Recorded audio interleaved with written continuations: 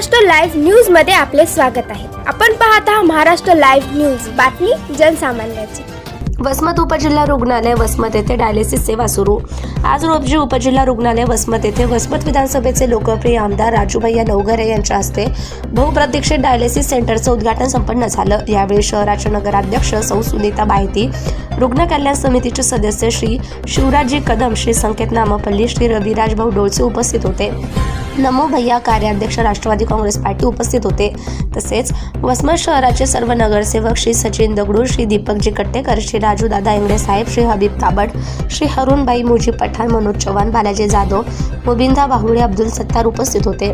तसेच कृषी उत्पन्न बाजार समितीचे सभापती श्री सचिनजी भोसले, खरेदी विक्री संघाचे श्री बोखारे साहेब उपस्थित होते।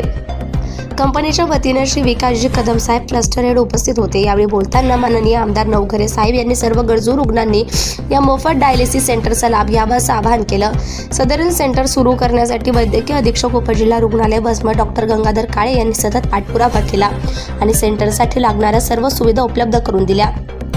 आमदार राजूभैया नवघरे यांच्या प्रयत्नामुळे सेंटरला मान्यता मिळाली। सदरील डायलिसिस सुरू करण्यासाठी जिल्हाधिकारी हिंगोली श्री राहुल गुप्ता सर आणि जिल्हा शल्य चिकित्सक डॉक्टर नितीन तडस सर यांचं मोलाचं मार्गदर्शन आणि सहकार्य लाभलं। या कार्यक्रमाचं सूत्रसंचालन DP जोगदंड सर यांनी केले, तर या कार्यक्रमाचे आभार प्रदर्शन डॉक्टर सौरभ मसारे यांनी केले।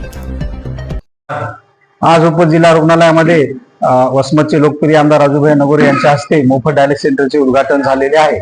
यामध्ये ज्या रुग्णांना किडनी फेल्युअर झालेली आहे अशा रुग्णांची आपण मोफत डायलिसिस करणार आहोत। यामध्ये ज्या लोकांचं सिरम आणि युरिया जास्त वाढलेले आहे अशा लोकांना आपण तपासणी करून डायलिसिस करणार आहोत। यामध्ये या सेंटरमध्ये टोटल 8 मशीन उपलब्ध आहेत। 8 पैकी 6 मशीन आपण जनरल पेशंटसाठी वापरणार आहोत आणि 2 मशीन ह्या HCV आणि HBS अँटीजेन पॉझिटिव्ह असलेल्या लोकांसाठी आपण वापरणार आहोत।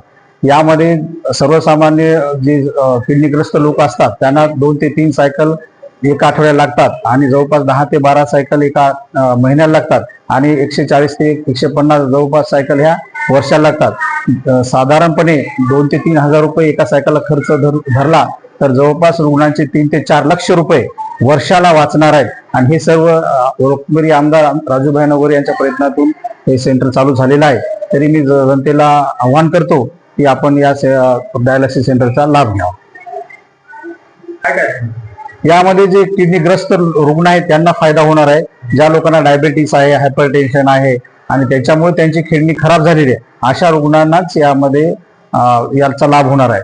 या सेंटरमध्ये आम्ही डायलिसिस सोबतच त्यांना लागणारे जे इंजेक्शन आहेत, रक्तवाढीचे इंजेक्शन, हायपरटेन्शन, डायबिटीस इंजेक्शन सुद्धा आम्ही औषध सुद्धा मोफत देणार आहोत। म्हणजे वार्षिक जवळपास 20 ते 30 हजारांचे औषधं सुद्धा आम्ही त्यांना मोफत देणार आहोत।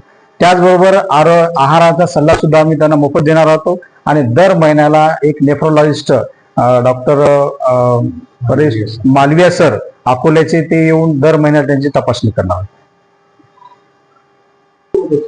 यावेळी उद्घाटनासाठी वसमतचे लोकप्रिय आमदार राजूभैया नवघरे साहेब, वसमतच्या नगराध्यक्षा सुनीताताई बाहिती, सर्व नगरसेवक, सभापती आणि प्रतिष्ठित नागरिक उपस्थित होते। Subscribe now and press the bell icon. Never miss an update.